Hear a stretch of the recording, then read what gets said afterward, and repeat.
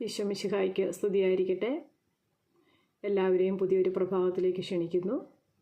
നമ്മുടെ ബൈബിൾ വായനയുടെ 16-ാം ദിവസമായി ഇന്ന്. ദൈവത്തിൻ്റെ പ്രത്യേക കരുതലും കരുണയും നമുക്കേവർക്കും ഉണ്ടാകട്ടെ എന്ന് പ്രാർത്ഥിക്കുകയും ചെയ്യുന്നു. നമുക്കിന്നത്തെ ദിവസം വചനവായന ആരംഭിച്ചാലോ?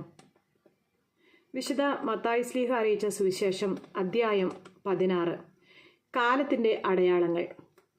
ഫരിസേയരും സദുക്കായരും യേശുവിനെ പരീക്ഷിക്കാൻ വന്നു. തങ്ങൾക്ക് സ്വർഗത്തിൽ നിന്നൊരു അടയാളം നൽകണമെന്ന് അവർ അവനോട് ആവശ്യപ്പെട്ടു. അവൻ പ്രതിവചിച്ചു, വൈകുന്നേരം നിങ്ങൾ പറയുന്നു ആകാശം ചെമന്നിരിക്കുന്നു, കാലാവസ്ഥ പ്രസന്നമായിരിക്കും. രാവിലെ നിങ്ങൾ പറയുന്നു ആകാശം ചെമന്ന് മൂടിയിരിക്കുന്നു, ഇന്ന് കാറ്റും കോളും ഉണ്ടാകും.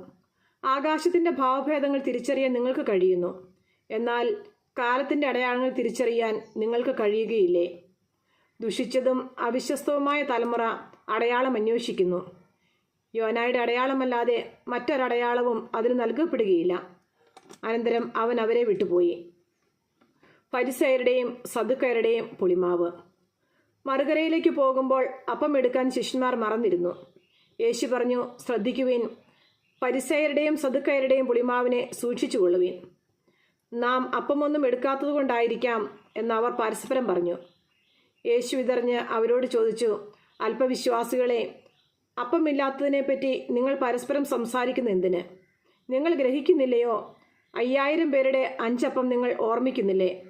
എത്ര കുട്ട അപ്പക്കഷ്ണങ്ങൾ നിങ്ങൾ ശേഖരിച്ചു? 4000 പേരുടെ 7 അപ്പവും നിങ്ങൾ ഓർമ്മിക്കുന്നില്ലേ? അന്ന് എത്ര കുട്ടകളാണ് നിങ്ങൾ നിറച്ചത്?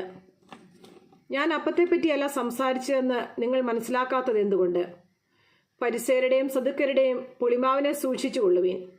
അപ്പത്തിൻ്റെ പുളിമാവിനെ പറ്റിയല്ല, ഫരിസേയരുടെയും സദുക്കായരുടെയും പ്രബോധനത്തെപ്പറ്റിയാണ് സൂക്ഷിച്ചു കൊള്ളാൻ അവൻ അരുളി ചെയ്തതെന്ന് അവർക്കപ്പോൾ മനസ്സിലായി. പത്രോസിൻ്റെ വിശ്വാസ പ്രഖ്യാപനം.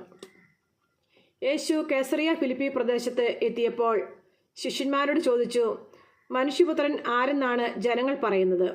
അവർ പറഞ്ഞു, ചിലർ സ്നാപകയോഹന്നാൻ എന്നും മറ്റു ചിലർ ഏലിയ എന്നും വേറെ ചിലർ ജെറമിയ അല്ലെങ്കിൽ പ്രവാചകന്മാരിൽ ഒരുവൻ എന്നും പറയുന്നു. അവൻ അവരോട് ചോദിച്ചു, എന്നാൽ ഞാൻ ആരെന്നാണ് നിങ്ങൾ പറയുന്നത്? ശിമയോൻ പത്രോസ് പറഞ്ഞു, നീ ജീവനുള്ള ദൈവത്തിൻ്റെ പുത്രനായ ക്രിസ്തുവാണ്. യേശു അവനോട് അരുളി ചെയ്തു, യോനായുടെ പുത്രനായ ശിമയോനെ, നീ ഭാഗ്യവാൻ.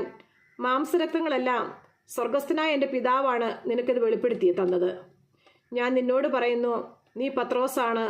ഈ പാറമേൽ എൻ്റെ സഭ ഞാൻ സ്ഥാപിക്കും. നരക കവാടങ്ങൾ അതിനെതിരെ പ്രബലപ്പെടുകയില്ല. സ്വർഗരാജ്യത്തിൻ്റെ താക്കോലുകൾ നിനക്ക് ഞാൻ തരും. നീ ഭൂമിയിൽ കെട്ടുന്നതെല്ലാം സ്വർഗത്തിലും കെട്ടപ്പെട്ടിരിക്കും, നീ ഭൂമിയിൽ അഴിക്കുന്നതെല്ലാം സ്വർഗത്തിലും അഴിക്കപ്പെട്ടിരിക്കും. അനന്തരം അവൻ താൻ ക്രിസ്തുവാണെന്ന് ആരോടും പറയരുതെന്ന് ശിഷ്യന്മാരോട് കൽപ്പിച്ചു. പീഡാനുഭവവും ഉത്ഥാനവും 1-ാം പ്രവചനം. അപ്പോൾ മുതൽ യേശു തനിക്ക് ജെറുസലേമിലേക്ക് പോകേണ്ടിയിരിക്കുന്നുവെന്നും ശ്രേഷ്ഠന്മാരിൽ നിന്നും പ്രധാന പുരോഹിതന്മാരിൽ നിന്നും നിയമജ്ഞരിൽ നിന്നും വളരെയേറെ സഹിക്കേണ്ടി വരുമെന്നും താൻ വധിക്കപ്പെടുമെന്നും എന്നാൽ 3-ാം ദിവസം ഉയർപ്പിക്കപ്പെടുമെന്നും ശിഷ്യന്മാരെ അറിയിച്ചു തുടങ്ങി. പത്രോസ് അവനെ മാറ്റി നിർത്തി തടസ്സം പറയാൻ തുടങ്ങി. ദൈവം കനിയട്ടെ, കർത്താവേ, ഇതൊരിക്കലും നിനക്ക് സംഭവിക്കാതിരിക്കട്ടെ. യേശു തിരിഞ്ഞ് പത്രോസിനോട് പറഞ്ഞു, സാത്താനെ, എൻ്റെ മുമ്പിൽ നിന്ന് പോകൂ. നീ എനിക്ക് പ്രതിബന്ധമാണ്. നിന്റെ ചിന്ത ദൈവികമല്ല, മാനുഷികമാണ്. യേശു ശിഷ്യന്മാരോട് അരുളി ചെയ്തു, ആരെങ്കിലും എന്നെ അനുഗമിക്കാൻ ആഗ്രഹിക്കുന്നെങ്കിൽ അവൻ തന്നെ പരിത്യജിച്ച് തൻ്റെ കുരിശുമെടുത്ത് എന്നെ അനുഗമിക്കട്ടെ. സ്വന്തം ജീവൻ രക്ഷിക്കുവാൻ ആഗ്രഹിക്കുന്നവൻ അത് നഷ്ടപ്പെടുത്തും. എന്നാൽ ആരെങ്കിലും എനിക്ക് വേണ്ടി സ്വജീവൻ നഷ്ടപ്പെടുത്തിയാൽ അവനത് കണ്ടെത്തും. ഒരുവൻ ലോകം മുഴുവൻ നേടിയാലും സ്വന്തം ആത്മാവിനെ നഷ്ടപ്പെടുത്തിയാൽ അവന് എന്ത് പ്രയോജനം?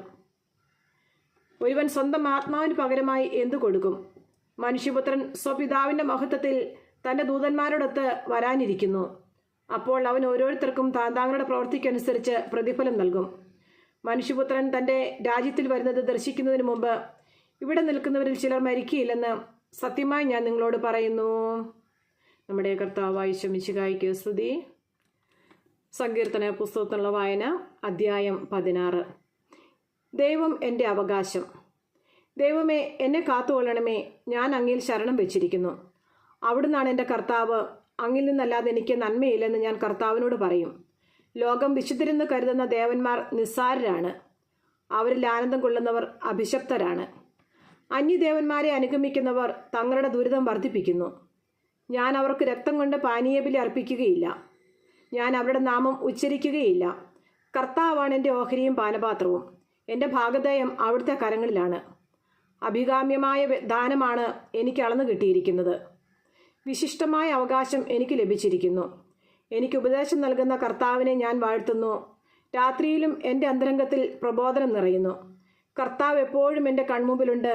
അവിടുന്ന് എൻ്റെ വലതുഭാഗത്തുള്ളത് കൊണ്ട് ഞാൻ കുലുങ്ങുകയില്ല. അതിനാൽ എൻ്റെ ഹൃദയം സന്തോഷിക്കുകയും അന്തരംഗം ആനന്ദം കൊള്ളുകയും ചെയ്യുന്നു. എൻ്റെ ശരീരം സുരക്ഷിതമായി വിശ്രമിക്കുന്നു. അവിടുന്ന് എന്നെ പാതാളത്തിൽ തള്ളുകയില്ല.